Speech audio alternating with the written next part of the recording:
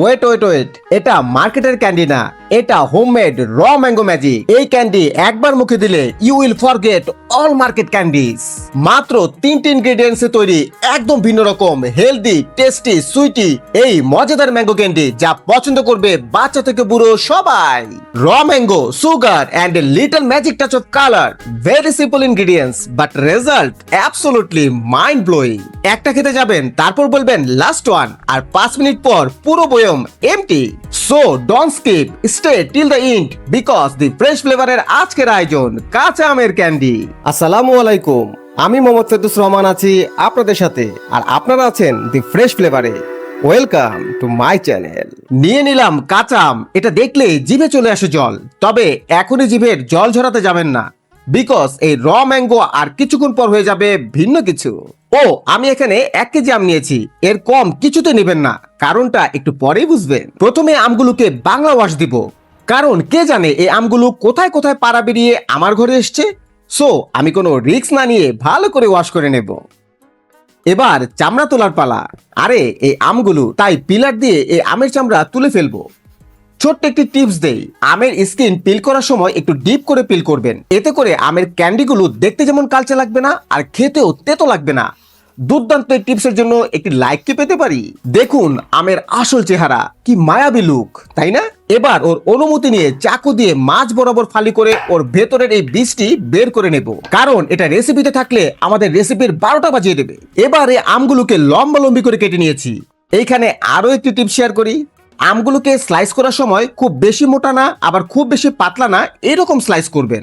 তাহলে এই আমের ক্যান্ডিগুলো একদম পারফেক্ট হবে, যেটা আমরা সবাই চাই। এবার এদের ফাইনাল শাওয়ার দিয়ে দেব। 2 থেকে 3 বার পানি চেঞ্জ করে আমের এই বডিগুলোকে ভালো করে ধুয়ে নেব। এখানে আরো একটি টিপ শেয়ার করি, এই আমের স্লাইসগুলো অবশ্যই কয়েকবার ধুয়ে নেবেন, বিকজ আম কাটার সময় আমের বডি থেকে কষ বের হয়, আর এই কষের টেস্ট কেমন তা তো আর কারো অজানা নয়, তাই না? তাই আমের স্লাইসগুলো ধুয়ে নিলে কষগুলো আর আমের গায়ে লেগে থাকবে না, আর আমের ক্যান্ডিটা তেতো হবে না। নাও এই আমগুলোকে হালকা সেদ্ধ করে নেব। তাই চুলোতে প্যান বসিয়ে পরিমাণ মতো পানি দিয়ে 1/2 চামচ লবণ এবং 2 ফোঁটা অর্গানিক গ্রিন ফুড কালার দেব। এটা দিলে ক্যান্ডির লুকটা দারুণ আসে। এটা কিন্তু একেবারে অপশনাল। আম সেদ্ধ করার ক্ষেত্রে একটা গোপন সূত্র আছে, এই টিপস আর কি। ও, সেটাও বলে দিতে হবে? আচ্ছা, বলে দিচ্ছি। চেষ্টা করবেন অপেক্ষাকৃত বড় প্যানে বেশি করে পানি দিয়ে এই আমের স্লাইসগুলো সেদ্ধ করে নিতে, এতে করে আমগুলো প্রপার ওয়েতে সেদ্ধ হয়ে যাবে। পানি ফুটে উঠলে এবার আমের স্লাইসগুলোকে ঢেলে দেব। খুব সহজে এই আমের স্লাইসগুলো গরম জলে ডুব দিতে চাইবে না, তাই হট স্পার কথা বলে দেখবেন নাচতে নাচতে চলে যাবে। Just kidding. আপনারা বলতে পারেন পানি ফুটিয়ে নেবার পরে কেন আমের স্লাইসগুলো দিলেন, তাই না? Very good question. তাহলে এক্ষেত্রে আরো একটি টিপ শেয়ার করি। ফুটন্ত পানিতে এই আমের স্লাইসগুলো দিলে আমগুলো ওভারকুক হবার সম্ভাবনা একেবারেই থাকবে না, আর এতে করে আমের পুষ্টিগুণও নষ্ট হবে না।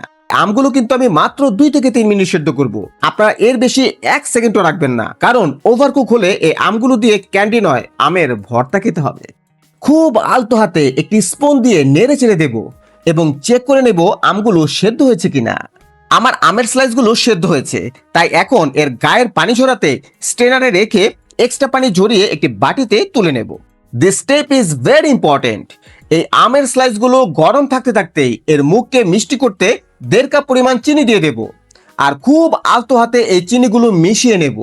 তবে এই কাজটি খুব কেয়ারফুলি করবেন, যাতে করে আমের স্লাইসগুলো ভেঙে না যায়। এবার একটি ঢাকনা দিয়ে ঢেকে দেব 2 ঘন্টার জন্য। 2 ঘন্টা পর ঢাকনা তুলে দেব। দেখতে পাচ্ছেন চিনি গলে পানি হয়ে গিয়েছে, আর লম্বা সময় ধরে এই চিনির শিরার ভিতরে থাকার কারণে এই আমের স্লাইসগুলো অনেকটাই শক্ত হয়ে গিয়েছে। এবার একটি প্লেটে একটু সরিষার তেল ঢেলে ব্রাশ করে নেব। এবার চিনির শিরা থেকে আমের স্লাইসগুলো তুলে একটু ফাঁকা ফাঁকা করে সাজিয়ে নেব। আর এই যে চিনির শিরাগুলো রইলো, এগুলো চাইলে আপনি অন্য যে কোনো আমের আচার তৈরিতে অথবা শরবত বানিয়ে খেতে পারেন। উঠে গেলাম বাড়ির ছাদে, কড়া রোদ উঠেছে, আর এই রোদেই এদের 2 ঘন্টা রাখলেই শুকিয়ে মুচমুচে হয়ে যাবে। দেখুন রোদের ভিটামিন ডি পেয়ে এই আমের স্লাইসগুলো কতটা শুকিয়ে গিয়েছে, আর কালারটা কি এসেছে, মারহাবা।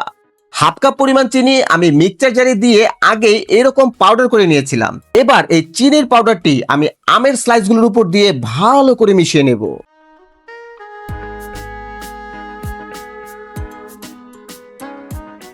এই তো তৈরি হয়ে গেল দারুণ মজাদার ম্যাঙ্গো ক্যান্ডি। আপনার সোনামণিকে জাস্ট একবার এইভাবে এই আমের ক্যান্ডি বাড়িতে বানিয়ে দিন, দেখবেন দোকানের রাস্তা সে চিরজীবনের জন্য ভুলে যাবে। প্রতি বাইটে এর জুসি ফ্লেভার শুধু বাচ্চারা না, সবাইকেই পাগল করে দেবে। আমের পুষ্টিগুণ ঠিক রেখে কেমিক্যাল ছাড়া যদি ঘরেই তৈরি করা যায়, তাহলে বাজার থেকে কিনে ক্যান্ডি কেন খাবেন?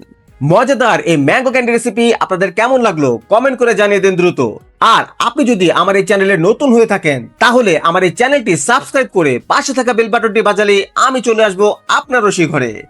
আর ফেসবুক পেজ থেকে দেখে থাকলে জাস্ট ফলো মি। তাহলে আজ বিদায় নিচ্ছি, দেখা হবে নতুন কোনো রেসিপি নিয়ে।